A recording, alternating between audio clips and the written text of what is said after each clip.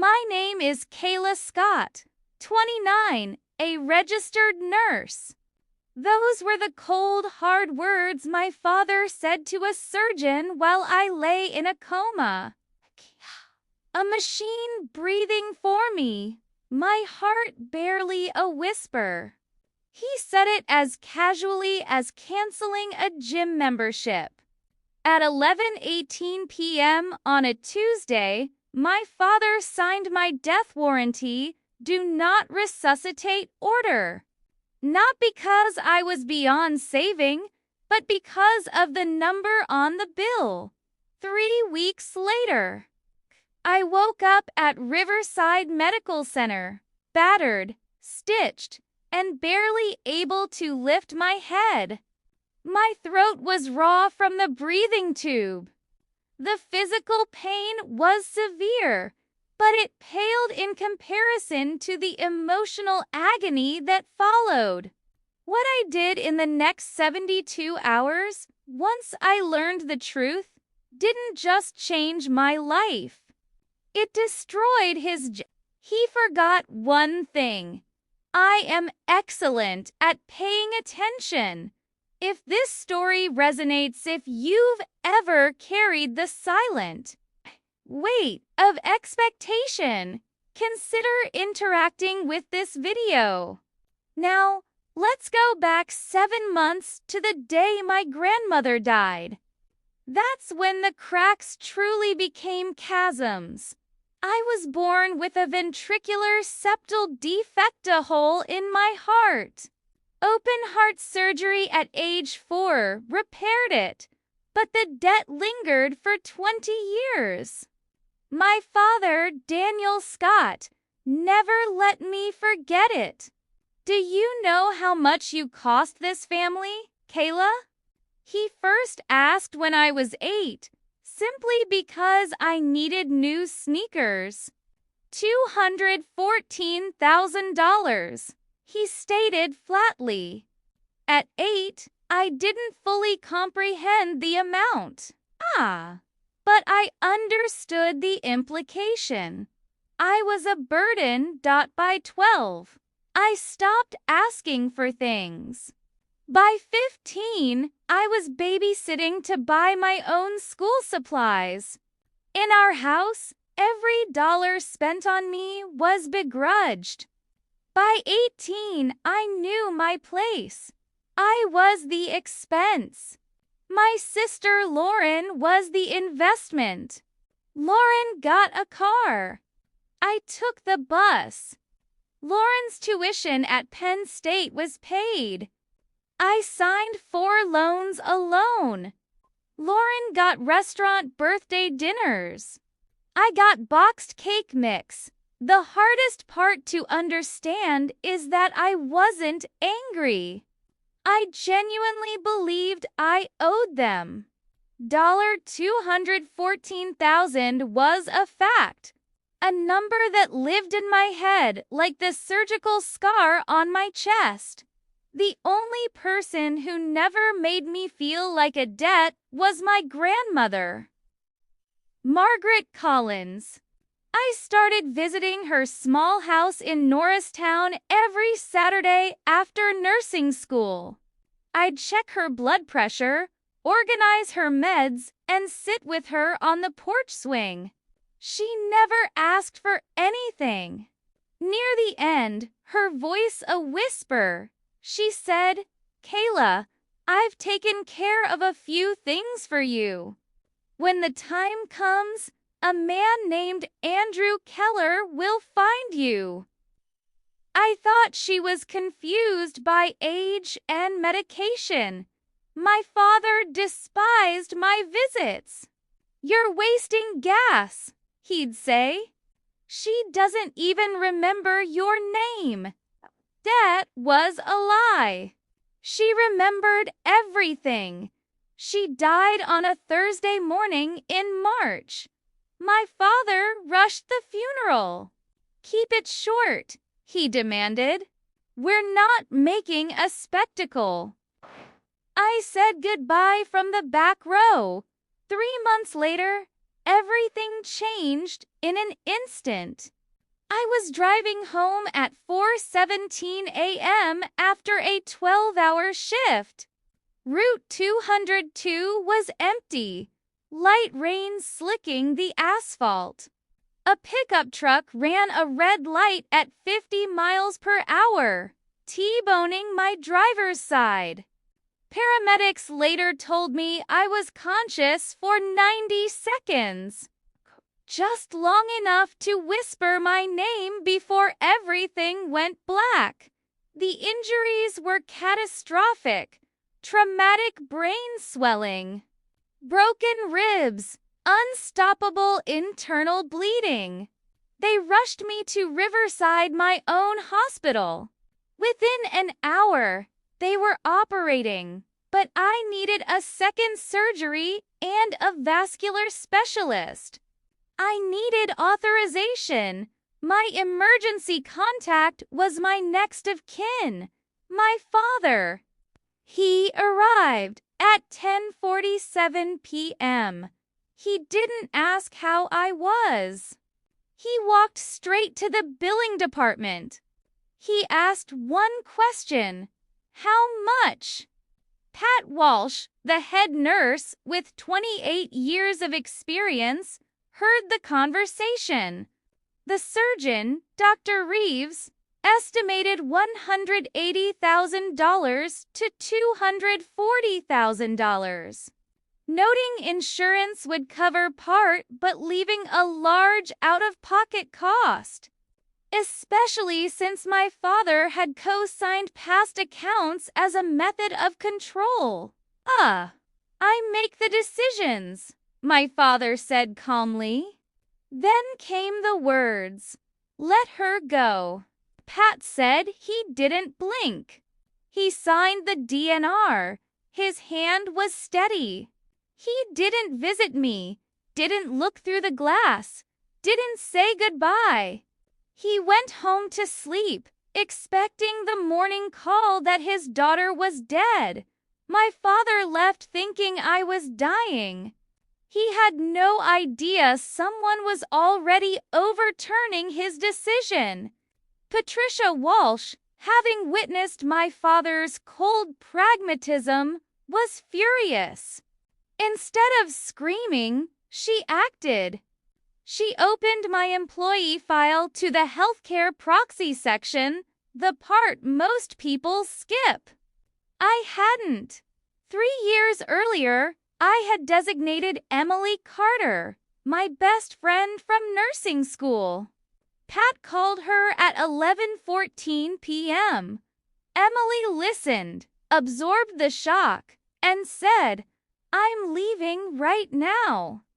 Through rain and night, Emily drove. What should have been 45 minutes took 90.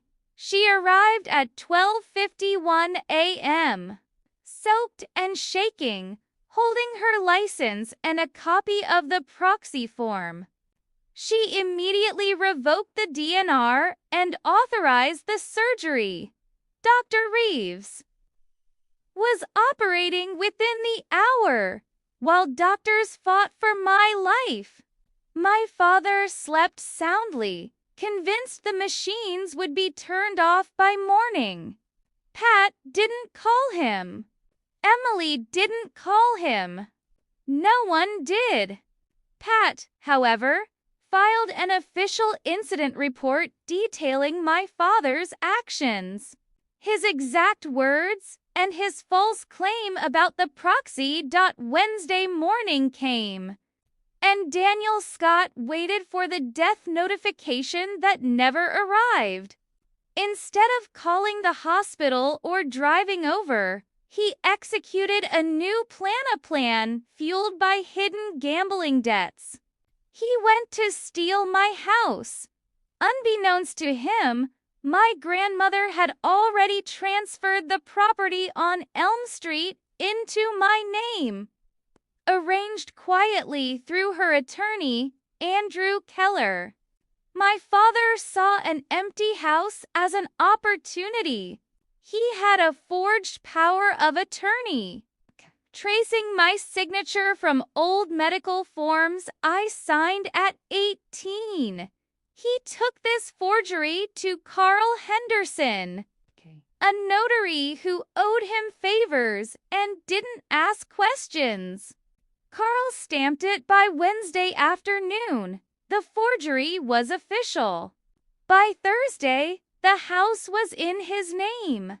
By Friday, he had used it as collateral for a $280,000 loan to pay off the men waiting for their money.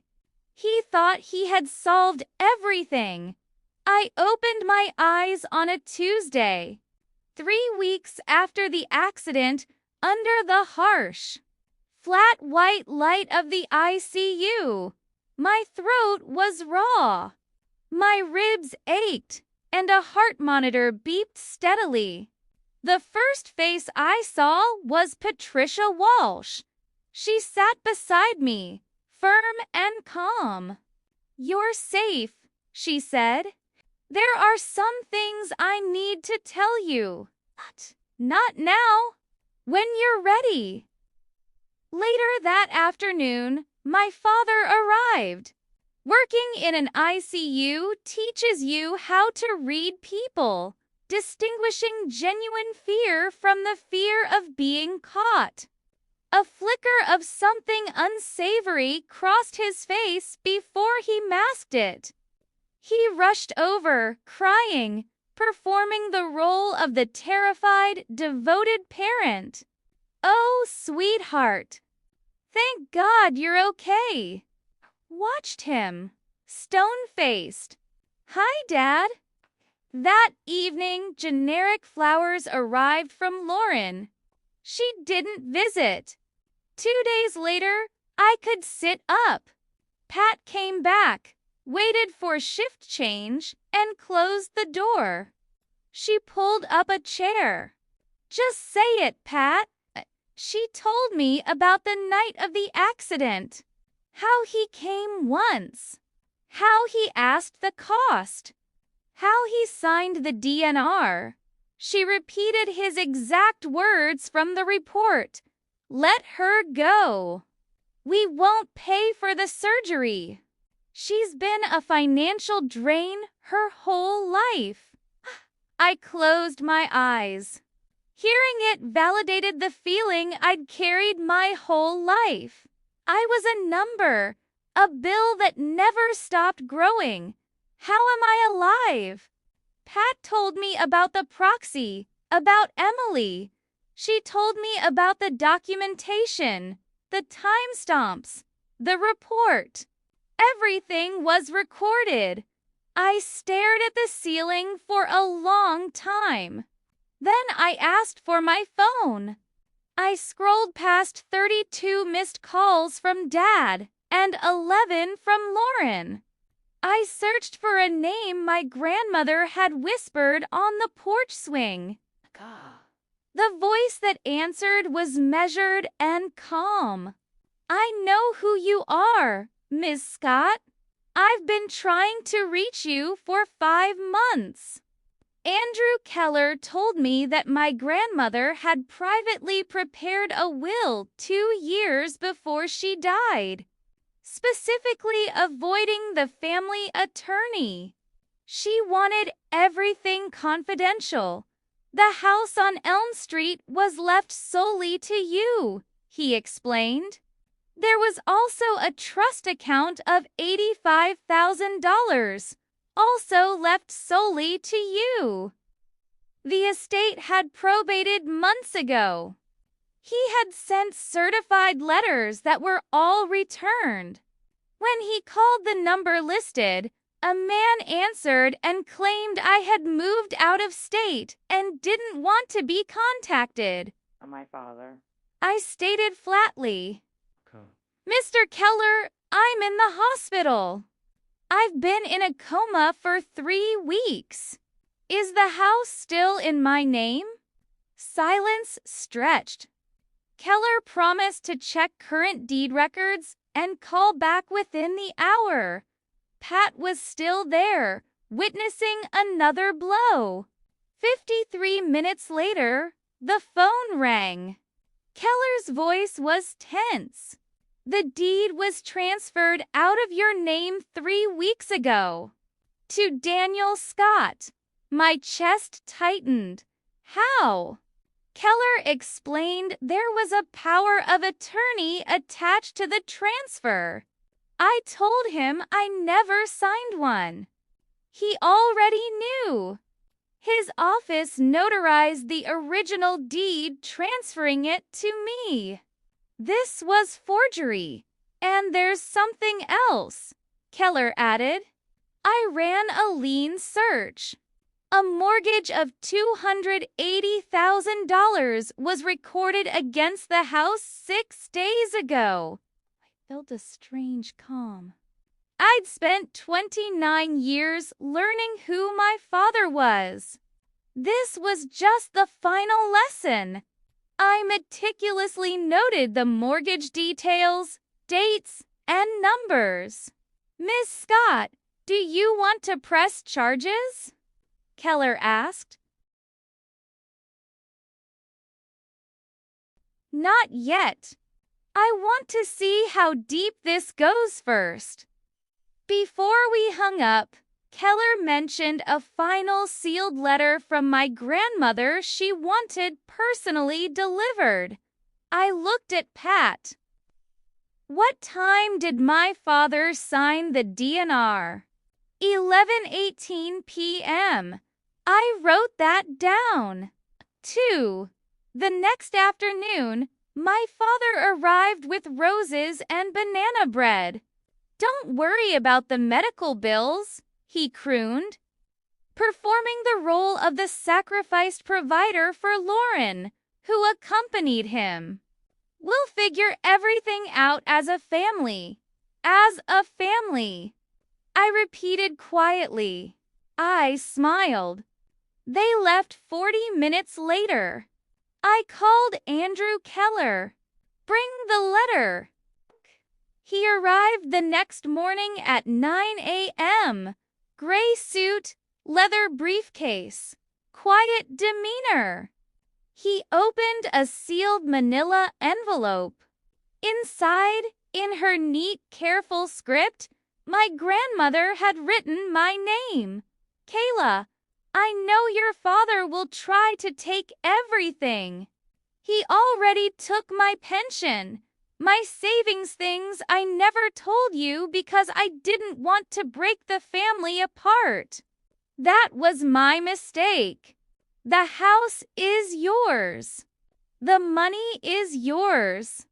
Do not let anyone take what belongs to you, especially your father. You are stronger than I ever was. Reading it, the words blurred. It was the first time I cried. She had seen me, really seen me, and quietly prepared for this moment. Andrew placed a thick folder beside me, copies of the will, the probate, the original deed, and the property lien showing the fraudulent $280,000 mortgage. You have everything you need, Keller said. What do you want to do? I pushed myself upright, ignoring the sharp pain in my ribs. I want to do this the right way. And I want it done publicly. Before Sunday. Keller looked confused. Our church holds a community gathering on the first Sunday of the month. My father is a deacon. He never misses it. 5 days after waking, I was discharged. I was sore and slow, but I could walk and make decisions. My father picked me up, suitcase in hand. You're staying with us until you recover. He announced it. Standard operating procedure. Emily is picking me up. His mask slipped slightly. You'd rather stay with a stranger. She's not a stranger. She's my proxy. Calculating thoughts crossed his mind, but he didn't put the pieces together. He walked out. Emily took me to her apartment. That evening, texts flooded in from Lauren about how ungrateful I was. I ignored them. I reviewed the strategy with Emily and Keller. Void the fraudulent deed. File a police report for forgery and notify the mortgage lender that the title was under dispute. We were ready. Father called later that week, trying to sound casual about taking care of estate paperwork and explaining later. "'Kay, Dad," I said. Emily was watching. "How do you stay so calm?" "Practice," I replied. First Grace Community Church, a congregation of 120, sat west of Philadelphia. Everyone knew everyone. My father had been a deacon for 15 years, greeting at the door, organizing the men's breakfast, leading fundraising efforts. Pastor Reynolds cited him frequently as a man of faith and sacrifice. Sunday morning, I put on simple clothes-white shirt, black slacks. The earrings Grandma gave me for my 21st birthday. I took the manila folder, the will, the deed, the mortgage info, and the incident report with his exact words. Emily drove. Keller was waiting at the flagpole. I walked in during hymns and sat in the last pew. Father was in the front row. He turned, saw me, waved the proud father, the grateful deacon. The service ended. Transitioning into the community gathering in the fellowship hall. Tables were filled with casseroles and paper plates. Dad stood by the microphone, a beacon of performance. He tapped the mic. "Good afternoon, everyone. Kayla is here with us today." Applause filled the room. Authentic applause. Authentic love. As a father, there is nothing more terrifying than almost losing your child. I never left her side. Family is everything. Those words landed with finality. I never left her side. A lie told to 120 people. I smiled, walked to the front. "Dad, can I say a few words?" He couldn't refuse. Of course. I took the microphone. "Thank you for your prayers. I'm grateful. But I need to correct something. My father never left my side because he only visited the hospital once. And he didn't visit me. He went to the billing department." The room shifted. Dad's smile faded. "Spoke to the surgeon about the cost. And when he heard the number, his exact words, recorded in an official incident report, were, 'Let her go. We won't pay for the surgery. She's been a financial drain her whole life.'" Silence, heavier than judgment, fell over the 120 people present. A dish dropped in the back. A fork clattered. Then he signed a Do Not Resuscitate order. "Kayla, stop," my father demanded. "You chose this church to tell a lie," I replied, my voice steady. "I'm choosing it to tell the truth. I have the hospital records." At that moment, the side door opened. Andrew Keller walked in, gray suit and briefcase. He walked straight to the front. For the first time, I saw genuine fear on Daniel Scott's face. This is Andrew Keller, my grandmother's attorney. She attended this church for 30 years. She left the house and savings solely to me in a probated will because she didn't trust him. I didn't blink. While I was in a coma, he forged my signature on a power of attorney, stole my house, and took a $280,000 mortgage against it. Gasps ripple through the room. That's a lie, he shouted. Mother left that house to the whole family. Keller calmly held up the probated will. Margaret Collins left it solely to Kayla. Your name is not mentioned. I looked directly at him, no longer needing the microphone. I'm here because you tried to let me die. And then you robbed me. My father looked around the room, facing faces he had known for years. Jim Callahan, Susan Merritt, Robert Dill. They stared back, not moving, not defending. Finally, a voice from the back called out, "Why is there a lawyer here if this is a private family matter, Daniel?" Pastor Reynolds spoke gently. "Daniel, I think we should hear this out." My father moved to his final strategy, defeat. His shoulders dropped. Kayla's medical bills nearly bankrupted us. I did what I thought was best. You did what was cheapest, Dad. His jaw tightened. You have no idea the pressure, the debts. He stopped mid-sentence. Lauren suddenly stood up. Dad, stop talking. He grabbed her arm, demanding she corroborate his lies about protecting the family. She pulled free, looked around, and stated, "I can't do this," as she walked toward the exit. She leaned close to me and whispered 6 words. I should have called Emily myself. Then she left. I turned back to the congregation. He has stood here for 15 years telling you who he is. I think you deserve the truth. Here's what's going to happen. Keller filed a motion to void the deed transfer based on forgery. The bank has been notified. The loan is frozen.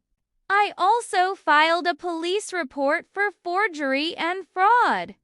You will return the $280,000, or you will face criminal charges.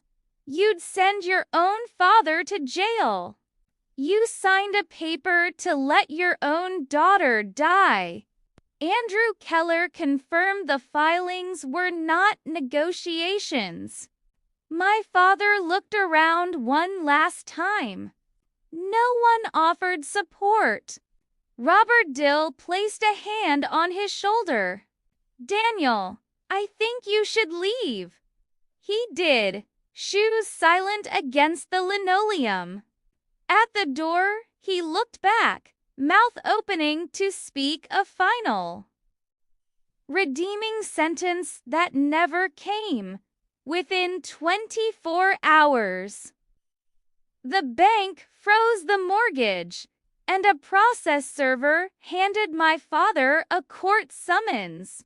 The notary, Carl Henderson, had already hired his own lawyer and was cooperating with investigators. News travels fast through a church. By Tuesday evening, the board voted unanimously to remove Daniel Scott as deacon. His plumbing business effectively ended by Wednesday as cancellations poured in, most with simple messages like "Don't come back."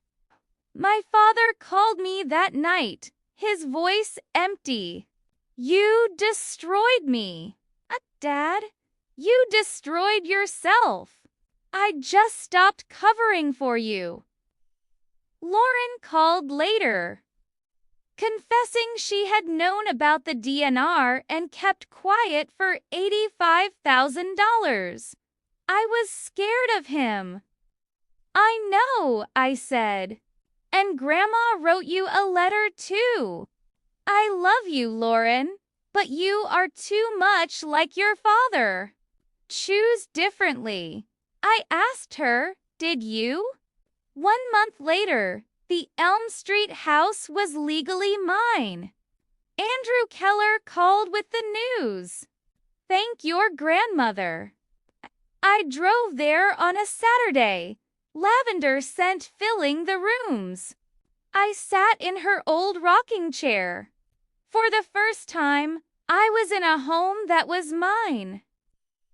Not given with permission, but with love and pragmatism. I returned to Riverside part-time, day shifts only at first. No big announcements. No pity.